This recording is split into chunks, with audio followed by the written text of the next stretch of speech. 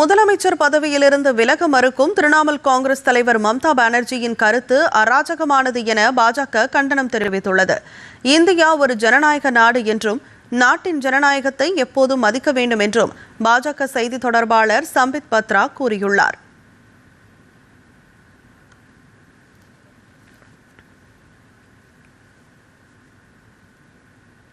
முன்னதாக மேற்கு வங்க சட்டப்பேரவை தேர்தலை பொறுத்தவரை தேர்தல் ஆணையம் பாரபட்சமாக செயல்பட்டதாக திரிணாமுல் காங்கிரஸ் தலைவர் மம்தா பானர்ஜி குற்றம் சாட்டியிருந்தார்.